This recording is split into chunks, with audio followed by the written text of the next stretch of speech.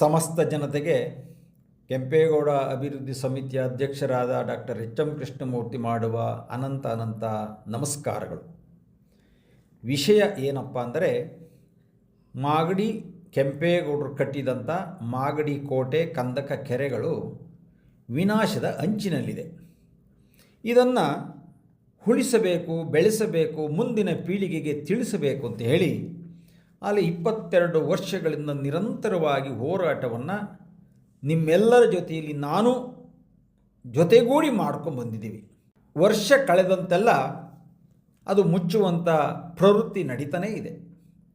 ಇದಕ್ಕೆ ರಾಜಕಾರಣಿಗಳು, ಅಧಿಕಾರಿಗಳು ಯಾವುದಕ್ಕೂ ಒಂದು ಉತ್ತರವಿಲ್ಲ, ಇದರ ಜವಾಬ್ದಾರಿ ಇಲ್ಲ, ಉಳಿಸಿಕೊಳ್ಳುವಂಥ ಪ್ರಯತ್ನ ಮಾಡಲೇ ಇಲ್ಲ.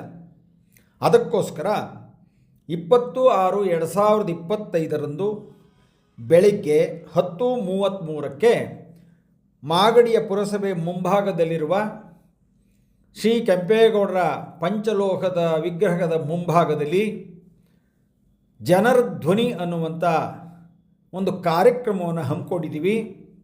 ಈ ಕಾರ್ಯಕ್ರಮದ ಉದ್ದೇಶ ಕೆರೆಗಳನ್ನು ಮುಚ್ಚೋದಾಗಲಿ, ಕೋಟೆಯನ್ನು ಕಲ್ಲು ಕೀಳೋದಾಗಲಿ, ಕಂದಕವನ್ನು ಸಂಪೂರ್ಣವಾಗಿ ಮುಚ್ಚುವಂಥ ಕೆಲಸದಲ್ಲಾಗಲಿ ಇದನ್ನು ಉಳಿಸ್ಕೋಬೇಕಾ ಬೇಡವಾ ಅನ್ನೋದು ಇವತ್ತಿನ ವಿಚಾರ. ತಾವೆಲ್ಲರೂ ಸಮಸ್ತ ಜನತೆ ಇವತ್ತು 23 ವರ್ಷಗಳ ನಿರಂತರವಾಗಿ ಕೆಂಪೇಗೌಡರ ನಾಡ ಹಬ್ಬವನ್ನು ನೋಡಿದಿರಿ, ನಿಸ್ವಾರ್ಥ ಸೇವೆಯನ್ನು ನೋಡಿದಿರಿ. ಕೆಂಪೇಗೌಡರ ಕೋಟೆಯನ್ನು ಉಳಿಸ್ಕೊಳ್ಳುವಂಥ ಹೋರಾಟದಲ್ಲಿ ಎಷ್ಟು ಪ್ರಯತ್ನವನ್ನು ಮಾಡಿದ್ದೀನಿ ಅಂತ ತಮಗೆ ಗೊತ್ತಿದೆ. ಇದು ಪ್ರಯತ್ನದ ಮೇಲೆ ಪ್ರಯತ್ನವನ್ನು ಮಾಡ್ತಾನೇ ಇದ್ದೀನಿ. ಅದಕ್ಕೋಸ್ಕರ ನೀವು ನಾವು ಎಲ್ಲರೂ ಸೇರಿ, ರೈತರಿರ್ಬೋದು, ಸಂಘ ಸಂಸ್ಥೆಗಳು, ವಿಚಾರಧಾರರು, ಅಧಿಕಾರಿಗಳು, ರಾಜಕಾರಣಿಗಳಿರ್ಬೋದು, ಎಲ್ಲ ಚಿಂತಕರು ಈ ಒಂದು ಕಾರ್ಯಕ್ರಮದಲ್ಲಿ ಭಾಗವಹಿಸಿ, ಅಥವಾ ಇವತ್ತಾಗ್ತಿರುವಂಥ ಕೋಟೆ ಕಂದಕದ ಬಗ್ಗೆ ಚರ್ಚೆ ಸರಿನಾ ಅಥವಾ ಇಲ್ವಾ ಇದು ಗೊತ್ತಾಗಬೇಕು.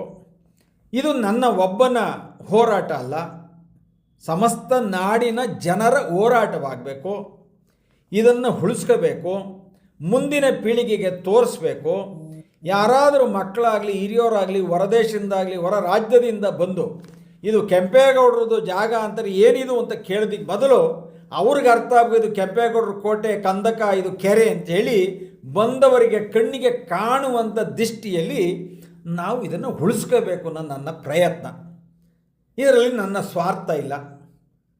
ತಾವೆಲ್ಲರೂ ಬನ್ನಿ, ಭಾಗವಹಿಸಿ.